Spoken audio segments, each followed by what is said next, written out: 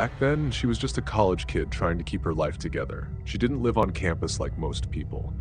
Her place sat alone at the top of a steep hill, a good 20-minute walk from school. Quiet area. Few houses, mostly dark and empty at night. You could hear your own steps echo. No streetlights, just the hum of insects and the dark. She had a crush on this guy from the school's running club. Tall, lean, always seemed focused.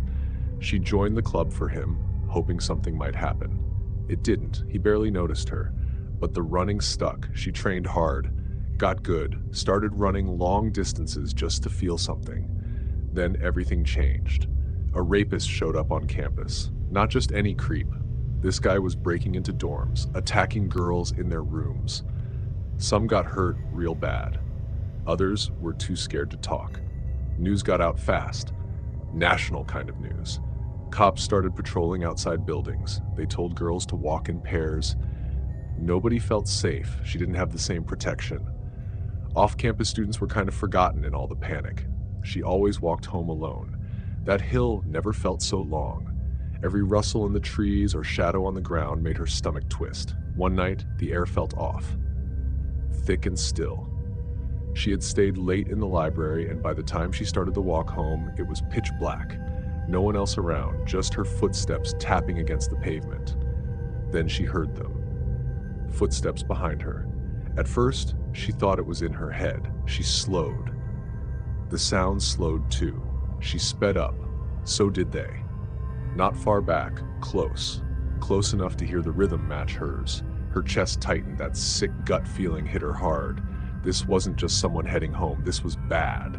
Her legs just took off. She ran. Hard, like her body knew before her brain did. She could hear him behind her, shoes pounding, breath sharp. Not calling out, not saying anything, just chasing. Her place was near, just a little farther up the hill, but her legs were screaming. Her lungs burned. She pushed anyway, ran like she was being hunted, because she was. She reached her porch just as the footsteps got way too close. Fumbling with her keys, hands shaking, dropping them once, she got the door open and slammed it shut behind her. Locked it. Double locked it. Then she heard it, his steps on the porch. He was right there, right outside, just standing there, breathing, watching. She couldn't move for a second, couldn't breathe. Then she forced herself to grab the phone. Her fingers were numb and kept slipping on the buttons. Finally got 911. When the dispatcher picked up, she didn't even think. She just shouted, "I think the rapist is on my porch," and gave the address. She peeked through the window. Her stomach twisted so tight she thought she'd throw up. She wanted to see his face. If the cops caught him, she needed to be able to say that's him, but it was hard to see. Just a dark figure standing still. By the time the police showed up, he was gone. Next day, the cops caught the guy in the act. He tried to attack the police chief's daughter. This time, they got him. Turned out it was the same guy terrorizing everyone for weeks. She didn't sleep much after that, couldn't walk alone without checking behind her 100 times. Woke up at night sweating, thinking someone was in the house. That kind of fear doesn't just go away, but one thing stuck in her head. If she hadn't joined that running club, if she hadn't trained like she did, she might not have made it home that night. That crush didn't turn into love, but it probably saved her life.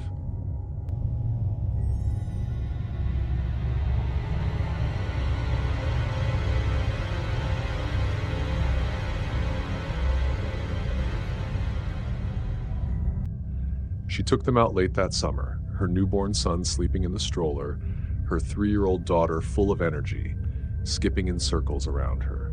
The park wasn't far from home. Just one of those quick little outings to burn off some toddler energy before dinner. Her daughter did the usual, swings, slides, yelling with other kids she'd just met.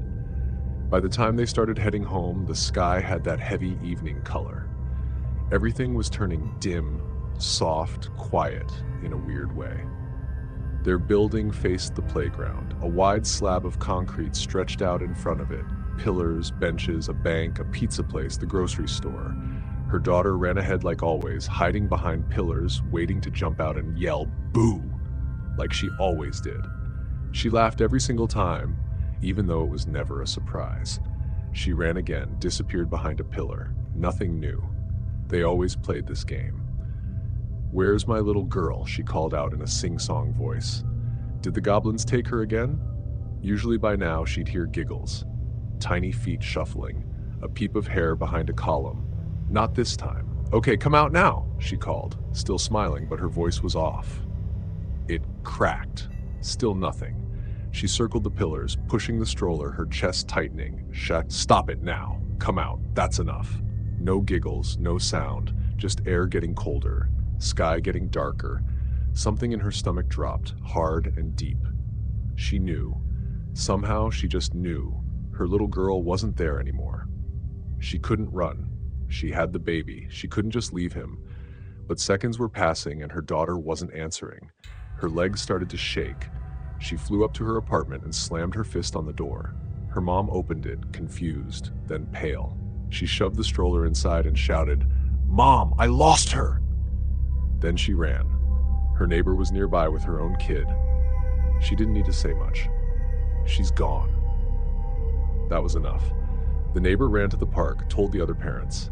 She tore through the plaza, yelling her daughter's name, eyes scanning every corner, every face, down the stairs, onto the sidewalk, past cars, into the parking lot. Her mind cracked wide open. Somebody could have taken her, right off the pavement, thrown her in a car. She could be anywhere. Gone, just like that. She pictured it. A man's hand over her daughter's mouth, her tiny legs kicking, crying for mommy, for daddy, for her little brother. The thought made her chest feel like it was caving in. She was calling her husband, telling him to call the police, no time to explain. She had to keep moving. Her mouth was dry. Her throat hurt from yelling. She felt like she couldn't breathe, but had to keep going. If she stopped for 1 second, she would collapse. Then, across the field near the kindergarten, she saw a woman, an older woman, walking slow, holding the hand of a little girl. Her heart refused to believe it. Couldn't be. Too good to be true, too scary to hope. She squinted, frozen. That voice, high and sweet, cut through the air like a blade. "Mommy." And just like that, her knees gave out. Her daughter was running to her, arms wide, smiling like nothing had happened. She caught her mid-run and dropped to the ground, holding her so tight she could barely breathe. It felt like life had been shoved back into her chest all at once. They sat on a bench, her daughter curled into her lap like she was still a baby. She didn't understand what had just happened. Said she just went for a walk. Thought mommy was coming too. Wanted to show she was a big girl. The old lady said the little one had walked up to her and said, calm as anything, "Hi, lady. I lost my mommy. Her name's Iva. If you see her, can you tell her I'm looking for her?" That woman had saved her. She tried to invite her in, give her coffee, food, anything. The lady smiled and just said no, then walked off like it was no big deal. Inside, she made cocoa, sat on the couch, wrapped them both in a blanket. Her daughter listened, wide-eyed, as she told stories, not scary ones, just real ones, about when she was in her belly, about her first words, about little falls and happy dances. She told her how much she was loved. Then she told her what it felt like when she thought she was gone. Her daughter got quiet, held her close. "I'll never do that again, Mommy." The night carried on like normal. Baby cooing, toys on the floor, lullabies and goodnight kisses. But when the house finally went quiet, she sat alone, hands still, breathing slow. She could feel the bruise inside her, the place that love and fear had fought, the place where her child had almost vanished, and it hurt in a way nothing else ever had.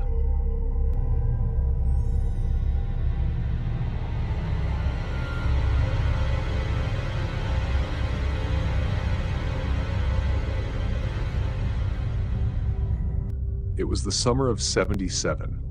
Hot, sticky days. She had just had her baby not long ago, still nursing, still tired all the time, but life didn't slow down. Money was tight, so her mom offered her and her younger sister some work, help out at the antique store. Nothing fancy, just scrubbing down old furniture, tightening knobs, lifting stuff too heavy for two young girls. Her mom had just received a huge shipment, European oak furniture. Dusty, heavy, smelled like old basements and mildew. They were elbow deep in polish when the guy walked in. Young, clean cut, kind of good looking in that quiet, polite way. Said his name was Ted Smith. That made them laugh a little. Smith was their mom's maiden name too. He smiled. Talked a lot, mostly to her sister. Her sister was 17 then, still fresh-faced, still sweet. He asked questions, made jokes, nothing over the top, but he lingered, long enough to feel it, that weird shift in the air when someone's being too friendly. He said he wanted to buy the armoire. Big piece, expensive. Said he couldn't take it now, though had to go get his truck. He was driving a beat-up VW Bug at the moment. Pale color. Color. Small. Old. Before leaving, he asked them if they wanted to grab dinner there that night. Her sister looked at her. She shook her head. No, thanks, we're good. She had to get back to her baby anyway. She could already feel her chest tightening, milk building up. But he didn't let it go. He looked straight at her. You sure you can't just ride with me real quick? Just to the shop so I can get my truck? She felt her stomach twist. That thing women feel when a man says something and it's just off. Not violent, not rude, just wrong in the way it lingers. She shook her head. Can't. I need to nurse my baby. Still, he kept trying. Pushed for late pickup. How about 10 tonight? He said. They told him the shop closes at 6. What about tomorrow? Nope, same. He even asked if they'd meet him at 5:30 in the morning. Her sister rolled her eyes. She gave her a look. This guy wasn't gonna let it go. Finally, he said, well, guess I can't buy it then, like it was their fault for not bending over backwards for him. 2 hours wasted on a sale that was never real. At 6, they packed up, exhausted, covered in polish and sweat, ready to leave. But as they stepped out, his Bug was parked right out front. He was still there, waiting. He leaned out the window, smiling, still trying. How about coffee then? He said, eyes locked on her sister.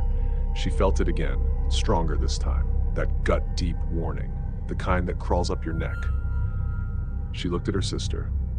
I'll drive you home, she said quickly. Her sister had her own car, but she didn't want her alone in that parking lot, not with him around. They both got in her car and drove off.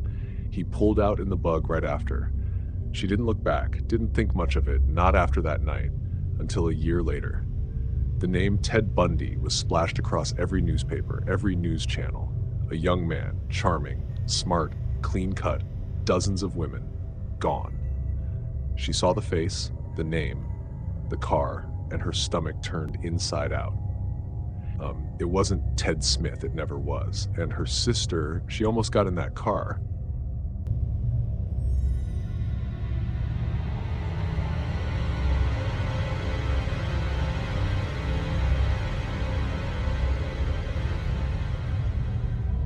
She was living in Singapore back then, a place where crime felt like a rumor. People left their doors unlocked. News was so quiet that a stolen gold chain could lead the evening report. So that night, when she stepped into her building's elevator, she didn't think twice. It was around 9 p.m. Quiet. Normal. The doors were closing when a man came running down the stairwell and slipped in at the last second. She didn't think much of it, just hit the button for the 11th floor and waited. But something shifted the second the elevator started moving. He stepped closer, close enough that she could feel his breath. He didn't say anything at first, just stood almost on top of her. She was backed into the corner, couldn't move, couldn't breathe right. Then, without a sound, he pulled his shorts down, started touching himself. Leaning in, he whispered, "Would you like to feel it?" Her mind froze, but her body stayed still. Not because she was scared stiff, but because something in her snapped into calculation. He was small, no weapon. He hadn't touched her. Not yet. She didn't want to trigger anything. Her eyes stayed on the buttons. She didn't scream, didn't flinch. Part of her brain was screaming to hit another button to stop the elevator. But she didn't. She thought, if I stay calm, maybe he will too. When the elevator hit the 11th floor, the door opened, and he bolted, took the stairs, gone in seconds. She let out a breath and stepped out. Her legs were shaky, but she told herself it was over. Her apartment was just one floor up. She climbed the stairs to the 12th floor, heart pounding now. One hand on her keys. She got to her door, reached for the lock, then froze. Something made her turn. He was right there, one step behind her, just standing, breathing, watching. She didn't think. She shoved him hard and screamed, "Get away from me!" He stumbled back, lost balance for a second, then ran. Down the stairs again, she slammed the door behind her and locked it. She stood there, not breathing. She didn't know if he was going to break in, if he was still nearby, if he'd follow her again. Then she picked up the phone, dialed the police, hand on the receiver, but something made her stop. She had a flight early the next morning. She didn't want to spend hours giving statements. She was tired. Her bags weren't packed. She hung up, didn't report it, didn't tell anyone. 2 months later, she opened the newspaper, and there he was. His face. Front page. B-Doc, rapist, caught. Same man, same eyes. He had raped 3 women in the time since she met him in that elevator. He'd knocked them out, dragged them into trash sheds near the buildings. No one saw, no one heard. She couldn't breathe reading it. She thought of that phone, the one she didn't use, the stairs, the shove, his breath on her neck, and the silence that followed. She blamed herself. Still does. She thinks maybe if she had reported it, maybe those other women wouldn't have had to live through what she barely escaped. They caught him. He went to jail. A few months in, he was dead. Suicide, they said. Left a note, said he couldn't live with the sentence. Some say he was raped in prison, but that didn't undo what he did. And it didn't change the fact that she saw it coming and didn't stop it.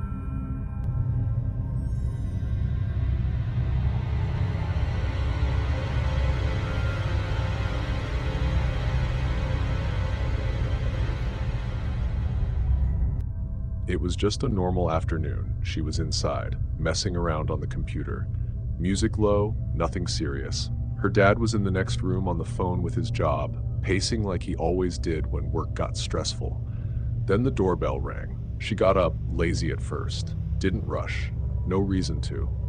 She cracked the door open and there were 2 people outside. Dog walkers. Strangers. Their faces looked tight, pale, worried. The second she opened the door, the smell hit her. Sharp. Chemical. Not just bad, wrong. And there was this sound, like hissing, like something leaking but angry.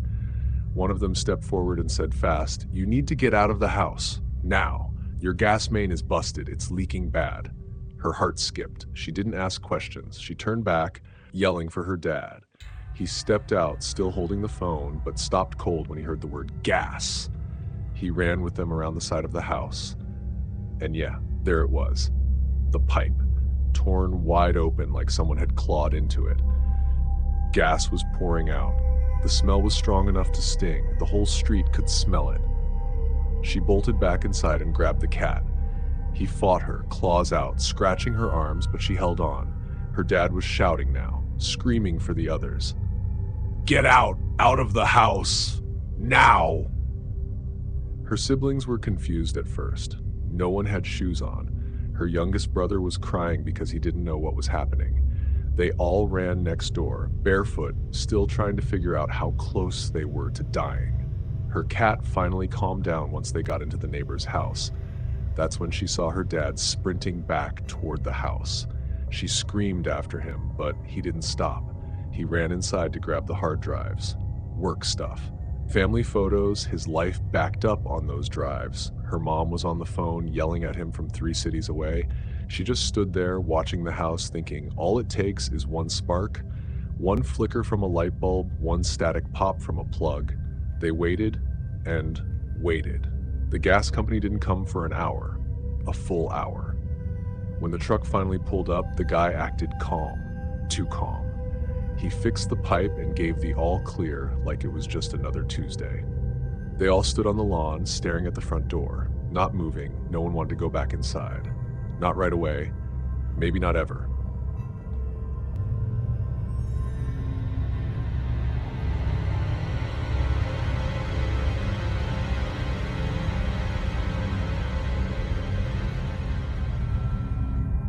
She was 16. New to the job, it was one of those summer weeks where the heat sticks to your skin and all you want is to stand still and feel the sun. She worked at a telecoms office. Badges on lanyards, tight security, boring adult stuff. Her mom picked her up after work most days, and that Friday, she waited outside by the stone wall near the car park, just standing there, eyes closed, soaking in the warmth. That's when they passed by. Two men, older, mid to late 20s. One of them glanced at her, then turned back and told his friend to go ahead. He walked right up to her, too close, smiling like he already owned the conversation, said his name, asked her out for a drink. She gave a polite smile, said, "No thanks, I'm 16, and started to step away. But she couldn't go far. She needed her mum to see her. So she hovered nearby. He followed. Didn't stop smiling. Told her he didn't care how old she was. Told her to give him her number. His tone didn't match the words. He wasn't asking.